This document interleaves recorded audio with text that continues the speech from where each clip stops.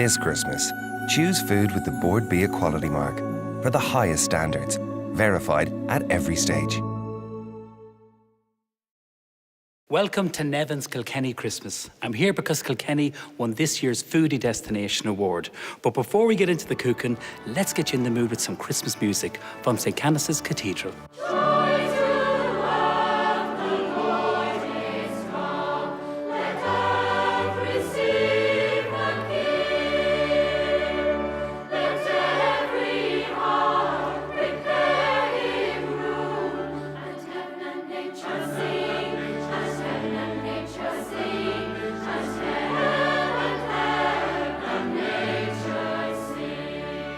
I'm using the Victorian kitchen in Kilkenny Castle for my cooking today.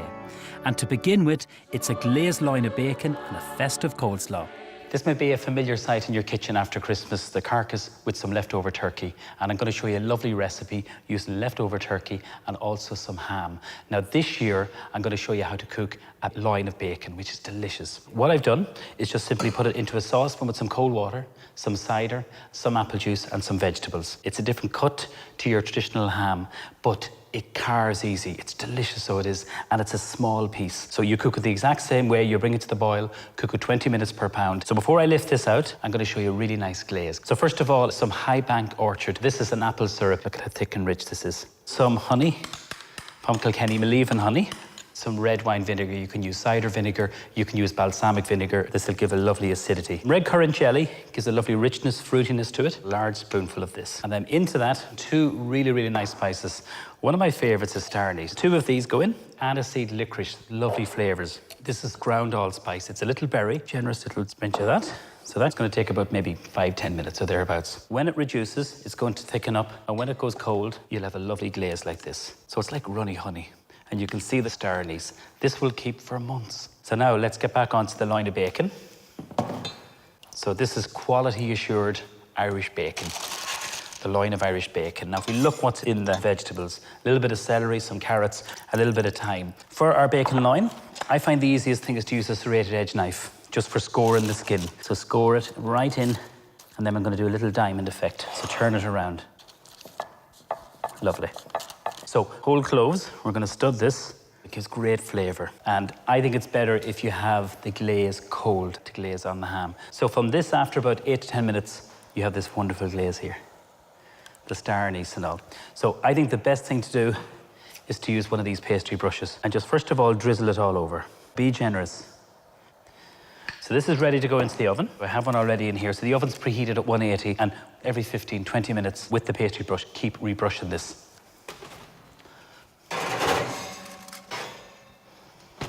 Look at this.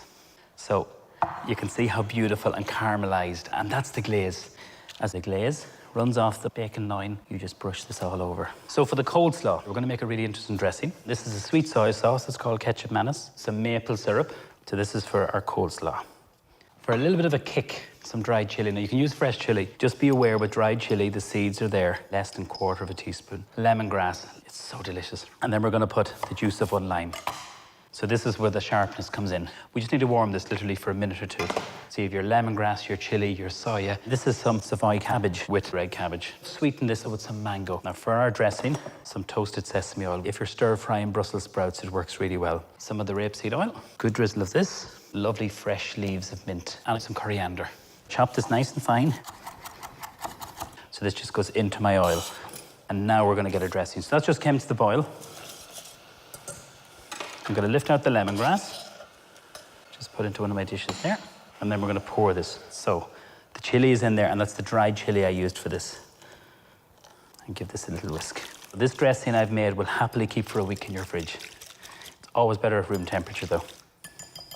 Then we're going to mix this all together. So to recap, red cabbage, really thinly sliced Savoy cabbage and some mango, and then our dressing. Mix this all together. Our leftover turkey and the loin of bacon. So all we did was just shred it. You can chop it, it doesn't really matter. Just really important, after the Christmas dinner, you're feeling full, put all your meats into the fridge. Food hygiene is so important. The breast of turkey, sprinkle that in there. If you can have this at room temperature, take it about 15-20 minutes before you're going to actually enjoy this. It's much nicer. And this is the loin of bacon. So obviously you remove the cloves. Mix this all together. So that looks great, full of colour, full of flavour and loads of texture. Talking about texture, 2 other things we're going to finish the salad with. Toasted pecan nuts, a little bit of butter and some maple syrup, or you can use honey. So I've caramelised them. So I'm just going to serve this up, get the coleslaw and make sure you get your dressing and all there. And the mango adds such beautiful sweetness. Some pecan nuts all over, lots of them. And then some lovely pomegranate seeds. A little bit of coriander, very, very rustic. Sprinkle that all over. So you just place that at the table and let everyone help themselves. I think that's a really interesting way of using leftover cooked turkey and ham.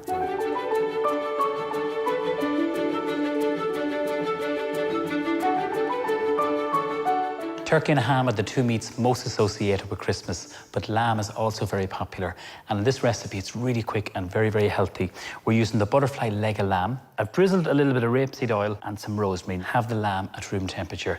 Get the best quality lamb, and this is quality assured Irish lamb. So the bone is out, and what I've done with a small knife is just make little incisions on the actual flesh of the meat, not through the skin. And I'm gonna put it skin side down. So you need a nice big pan for this. We're going to put in some butter and we're just going to seal this. So this is going to speed up the cooking process. Some salt. And then a little bit of black pepper in this. We're going to braise potatoes in a little bit of stock. So just pick the roasting tray, a little bit of parchment paper. That's all you need. With our Japanese mandolin, we're using sweet potatoes and we're using rooster potatoes for this. And with the rooster potatoes, I'm keeping the skin on. So with the tea towel, it just stops it from slipping. And I'm going to show you now the thickness of these. So every single one is the same thickness. That means they're going to cook nice and evenly. So you keep the skin on, give them a quick wash, and next are sweet potatoes. I've just taken the skin off just with a potato peeler. Hold your hand nice and flat.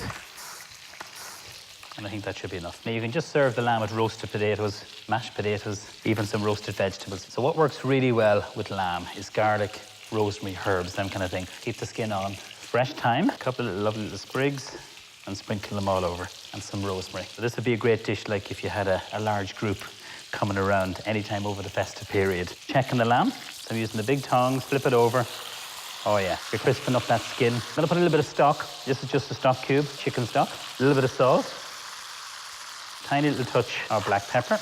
The stock is going to keep the lamb really, really moist, and it's going to braise the potatoes. It's going to stop them from drying out. Another little drizzle of oil all over the potatoes. And then this is ready to go on. And all these lovely juices in the pan, just drizzle them over there. Gorgeous. I have the oven preheated. Now it's a good hot oven. It's a 190. We're going to let it roast. That's going to take about 45, 50 minutes.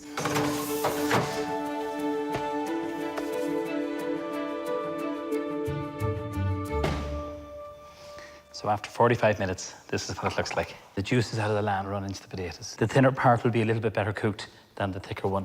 We're going to let this rest. So just with some tin foil, and just move that out of the way. Brussels sprouts, some people love them, some people don't. This is a very, very quick and delicious way of cooking them. Slice an onion, nice and thin. Peel your onion, and the red onion will give lovely, lovely, nice sweetness. Turn up the pan, and then a good drizzle of some rapeseed oil. So we're going to start off with cooking the onion first of all. Just sprinkle it in. So I'm using the wok because Christmas time, Christmas Day, the oven's very busy. So these are your Brussels sprouts here. And all I've done, just with a small little knife, just take the very end off, and then you cut them in half. And then you peel off the outer skin like that. Steam them for 2 minutes just to start the cooking process, and then put them into cold water. They're not fully cooked, they're what we call blanched off. I'm going to put some lemon zest, works really well. There's something about the zest of lemon, it's just so delicious. And then some chestnuts, and these are pre-cooked chestnuts, delicious in a soup, with some smoked bacon, a little bit of stock, and a little touch of cream and milk and thyme. They're very soft, so we can just break them like this, but I'm just putting them in at the last minute, just to literally warm them through. Pinch of salt, a little bit of pepper, and then we'll just finish it with some parsley. And I'm going to use some flat leaf parsley in this, pick off the leaves, and this is going to wilt. And one final shake. Now this looks easy, but it's all about practice. I don't want Christmas Day having every kitchen covered with Brussels sprouts and chestnuts. That's them ready. They should be absolutely delicious. We're going to serve up our lamb. So the resting is really important. Beautiful. Obviously the potatoes are cooked. But because I cut them nice and thick and not too thin, they're not gone to mush. And because of the stock, I want to get that, because that's kind of like my sauce. We're going to use a nice big spoon to just arrange that. Now we're going to carve the lamb. And that's nice and pink. That's exactly the way I like my meat. And we slice this. I can hear that lovely crispy skin. This is just delicious. And I think 2 nice generous slices is a really nice portion. Just lift them up Put them to the side. And then our sprouts. The red onion, lovely colour. And then that lovely stock. We get another bit of garlic there. It's so delicious. And then just to finish it, a couple of little sprigs of some fresh parsley. And that is just a wonderful way of cooking my butterfly leg of lamb with Brussels sprouts, chestnut and red onion stir fry.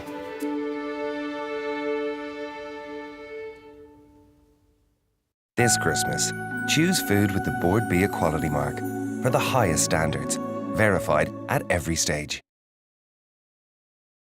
This Christmas, choose food with the bordbia quality mark for the highest standards, verified at every stage. Kilkenny has a thriving food scene, and the Cutting Veg, just a short distance from the castle, is one of the newest cafes to have opened in the city.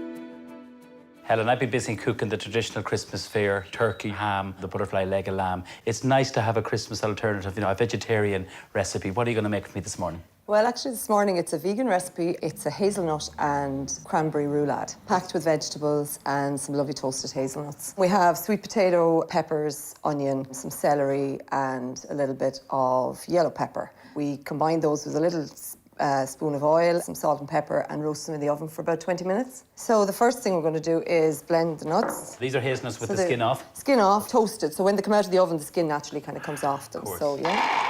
Blitz this for a few minutes first. So you kind of just pulse them then down? Pulse them then and leave some crunch. And then we're just going to add our veggies in.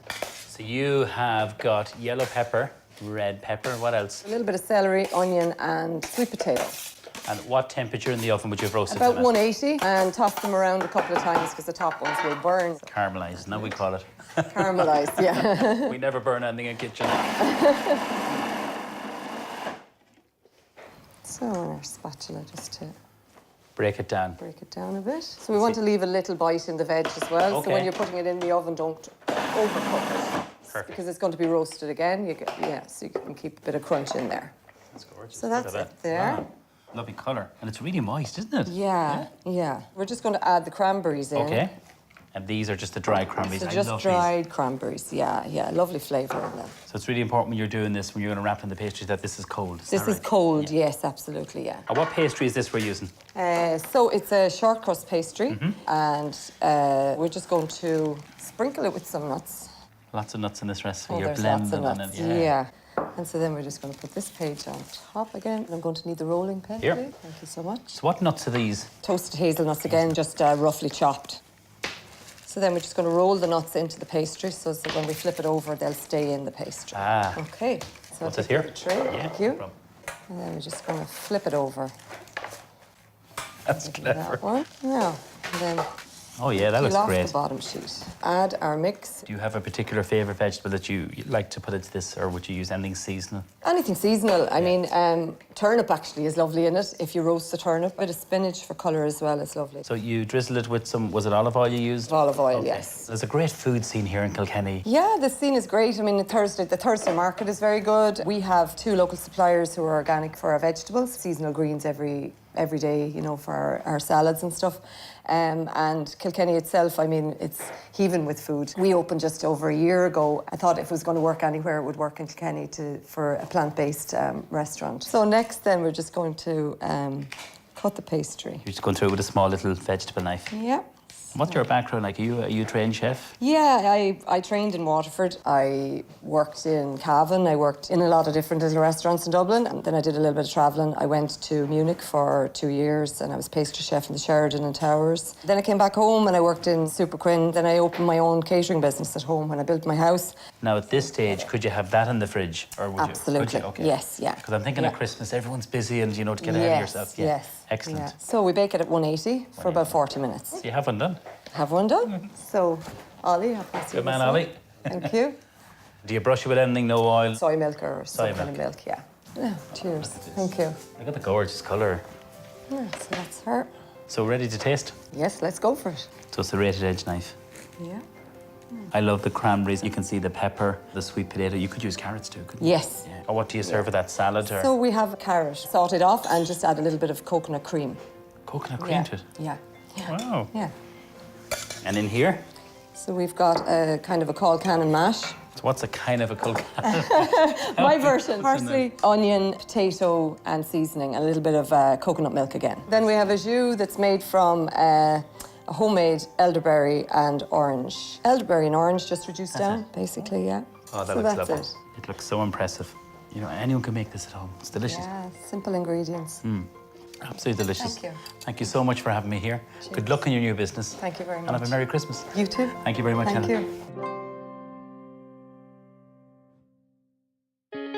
I love coffee, and I was delighted to discover Cake Face, a wonderful patisserie and coffee shop. And like the Cutting Veg, it's another recent addition to what's on offer in Kilkenny. The pastries are individual works of art, created by Laura and Rory Gannon.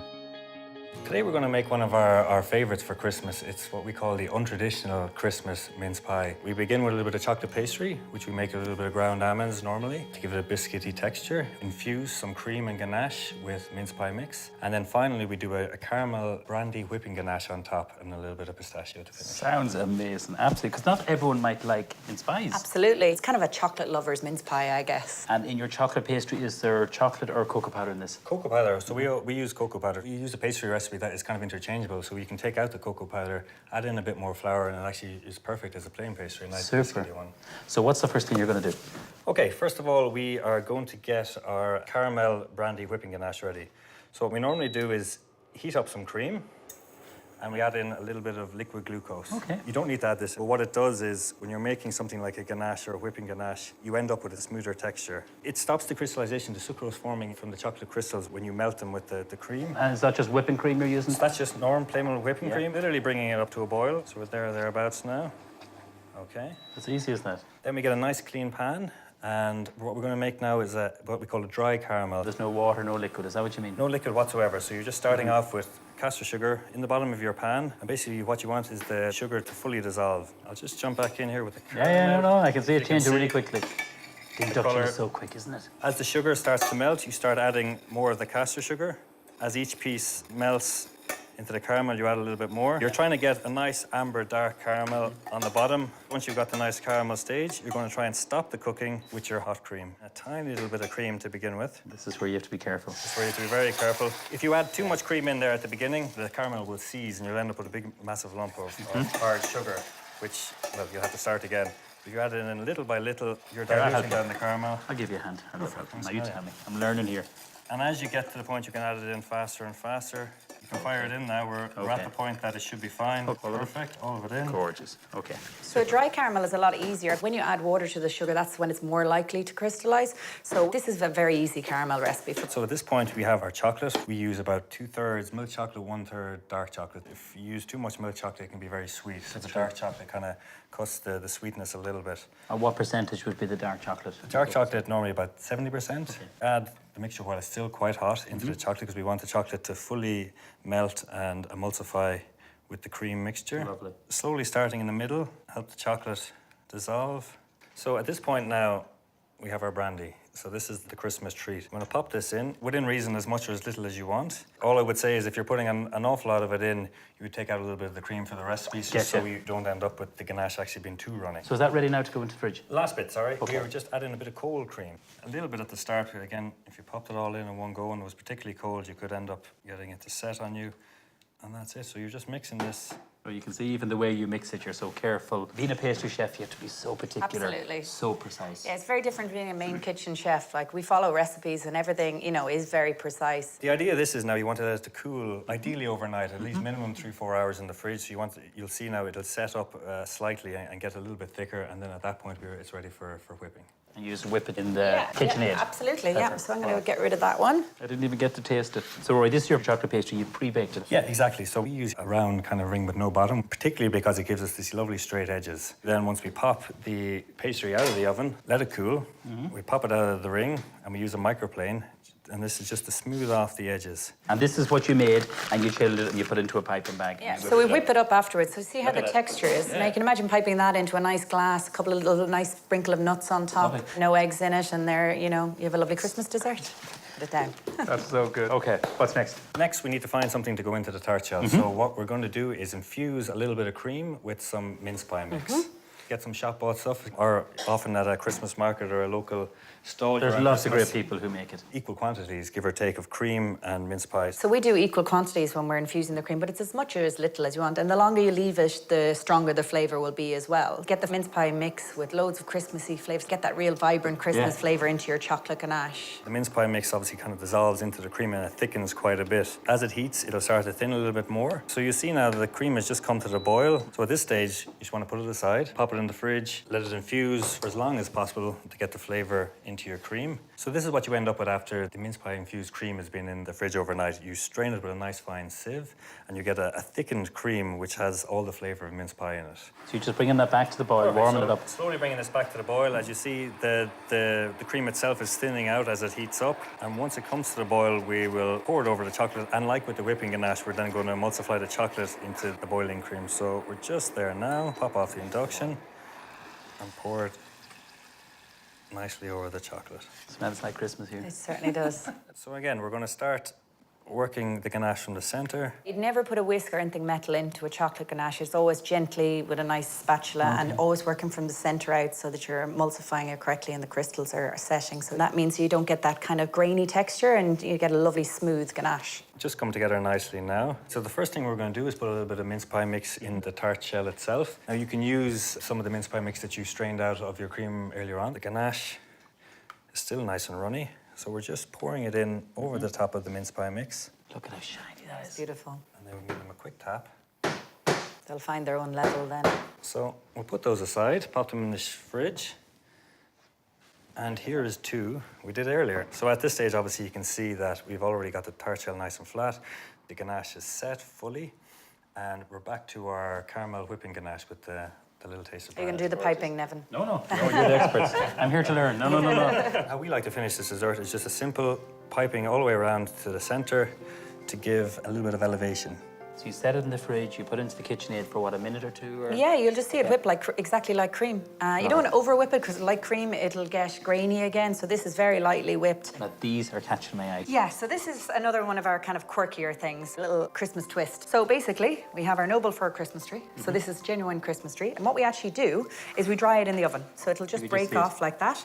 And I use just a little coffee grinder, like a little spice grinder. And that's exactly what it turns out like. And you put this into these cookies? Yeah, so this is a typical shortbread recipe. Butter, sugar, flour. All that's gone into that little recipe is about 1.5 grams of noble fir mix. And we put a little bit of lemon zest into it as well. So it's just a little bit of Christmas taste off that. Good shortbread. Yeah, so... It's no way overpowering or strong. So what we have here is some bliss pistachio. So it adds a bit of colour, a bit of texture to the dessert. And then a little bit of chocolate garnish. So this is what we call a chocolate transfer street. A little bit of cocoa butter in the colours of holly. And then that's just a little bit of tempered chocolate. So finally, a tiny little bit of icing sugar. I always think, especially with the chocolate pastry, it kind of really stands out. And it being Christmas time, you kind of get that little snowy effect. Of course, so Yeah. Can we taste? Absolutely. Can we cut into it? Yeah. Absolutely. And so elegant, and you have loads of different textures. you should be able to see the mince pie mix in the middle, your pastry, the mince pie infused chocolate ganache, the brandy whipping ganache on top, and then obviously the bit of pistachio. So tuck in. They look fantastic.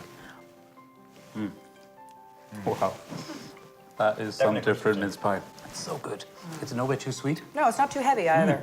Guys, thank you so much. You're very welcome. It was I mean great that fun. so much. I wish you continued success. Thank You're you very just so much. talented. Wow. Pleasure, Neven. Thank I'm you. going to finish these off now. Absolutely. Thank you so much.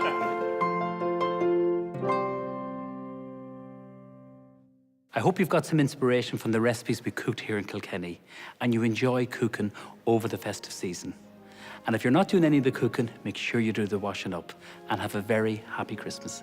Tomorrow shall be my dancing day.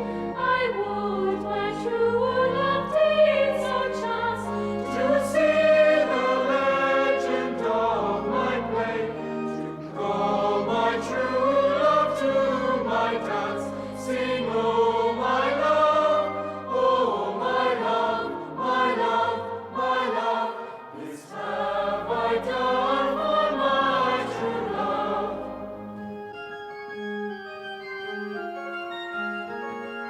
Was I born in beauty, or right